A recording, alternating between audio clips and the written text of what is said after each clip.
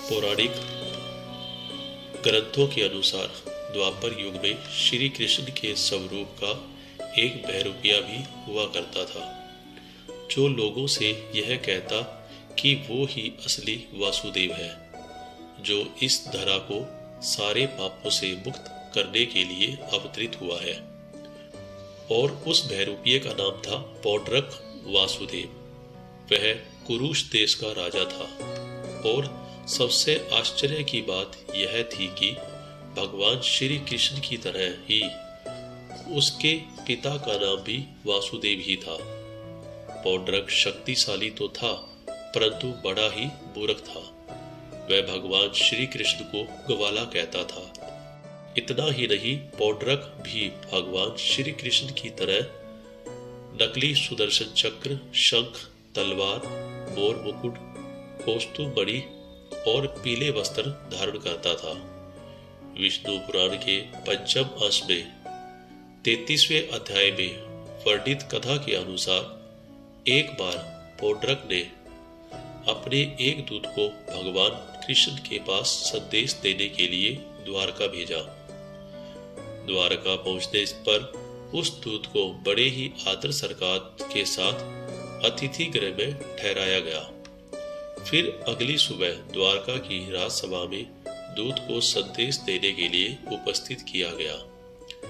उसके बाद श्री कृष्ण ने सबसे पहले उस दूत से कहा कि हे दूत, पहले ये बताओ कि तुम किसका संदेश लेकर आए हो।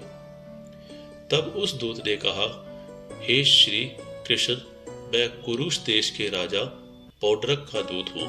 उन्होंने मुझे आपके लिए एक खास संदेश के साथ यहाँ भेजा है। क्या वे संदेश मैं आपको सुना सकता हूँ? फिर श्री कृष्ण की आज्ञा पाते ही पौड्रक के दूत ने संदेश कहना शुरू किया। उसने कहा, श्री कृष्ण, अब मैं जो संदेश आपको सुनाने जा रहा हूँ उसका एक शब्द भी मेरा नहीं है। संदेश के सारे शब्द महाराज पौड्रक के हैं, जिसके अनुसार उन्होंने आपके लिए यह कहलवाया है कि एकमात्र मैं ही वासुदेव हूँ, कोई दूसरा नहीं है। प्राणियों पर कृपा करने के लिए मैंने ही अवतार लिया है। तुम तो एक ग्वाला हो जो बचपन से लोगों के घरों में माखन चुराया करते थे। तुमने झूठ मूठ का अपना नाम वासुदेव रख लिया। अब उसे छोड़ दो। यदुवंशी, तुमने मूर्खतावश मेरे चिन्ह धारण कर लिए हैं। उन्हें छोड़कर मेरी शरण में आओ और मेरा सुदर्शन चक्र जो तुमने चुरा रखा है उसे मुझे लौटा दो। और यदि मेरी बात तुम्हें स्वीकार न हो तो मुझसे युद्ध करो। पौड्रक के दूत की यह बात सुनकर उग्रसेन आदि सभासद जोर जोर से हंसने लगे। उनकी हंसी समाप्त होने के बाद भगवान श्री कृष्ण ने दूत से कहा कि हे दूत, तुम जाकर अपने राजा से मेरी ओर से ये कह देना कि रे मूर्ख, चक्कर आदि चिन्ह यूं ही नहीं छोड़ूंगा और ना ही मैं तुमसे युद्ध करने से डरता हूं।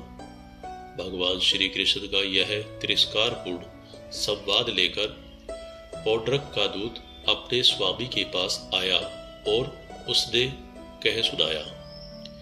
इधर भगवान श्री कृष्ण गरुड़ पर सवार होकर काशी की ओर चल पड़े, क्योंकि वह कुरुश का राजा पौड्रक उन दिनों वहां अपने मित्र काशी राज के पास रहता था। काशी की सीमा पर पहुंचकर द्वारका की सेना ने आक्रमण कर दिया। उधर भगवान श्री कृष्ण के आक्रमण का समाचार पाकर महारथी पौड्रक भी 2 अक्षौहिणी सेना के साथ शीघ्र ही नगर से बाहर निकल आया। काशी का राजा पौड्रक का मित्र था, इसलिए वह भी उसकी सहायता करने के लिए 3 अक्षौहिणी सेना के साथ उसके पीछे पीछे आ गया। अब भगवान श्री कृष्ण ने पौड्रक को देखा। पौड्रक ने उन्हीं की तरह शंख, चक्र, तलवार, गदा, सारंग, धनुष और श्रीवत्स चिन्ह आदि धारण कर रखे थे। उसकी भी वक्षस्थल पर बनावटी कौस्तुभमणि और वनमाला लटकी हुई थी, अर्थात उसने एक अभिनेता की भांति श्री कृष्ण का बनावटी वेश धारण कर रखा था। फिर कुछ देर बाद पौंड्रक ने द्वारका की सेना को संबोधित करते हुए कहा कि सैनिकों, जिसे तुम सभी भगवान समझते हो वह वास्तव में एक छलिया है। उसने तुम सभी को छला है। मेरी ओर से युद्ध करो, क्योंकि मैं ही असली वासुदेव हूं। अगर तुम लोगों को मेरी बात पर विश्वास नहीं हो रहा है, तुम लोग ही ये बताओ कि क्या ये सच नहीं है कि बचपन में ये ग्वाला वृंदावन में लोगों के घर चोरियां करता था, उनका माखन चुराकर खा लिया करता था। जब उससे भी मन नहीं भरा तो यह वहां के बहू बेटियों के वस्त्र चुराने लगा, ताकि उनकी इज्जत से यह खेल सके। यह सुनकर श्री कृष्ण क्रोधित हो उठे और उन्होंने पौंड्रक से कहा, रे मूर्ख, चुप हो जा, नहीं तो मैं तुम्हारा अंत कर दूंगा। यह सुनकर पौंड्रक जोर जोर से हंसने लगा और फिर श्री कृष्ण ने कहना शुरू किया, रे गवाले, तू क्या मुझे मारेगा? तुझ में इतनी शक्ति ही कहाँ है कि तू मेरा वध कर सके? तुम तो मेरे सुदर्शन चक्र को चुराकर खुद ही बलवान समझते हो। यदि तुम में हिम्मत है तो मेरा सुदर्शन चक्र मुझे वापस दे दो।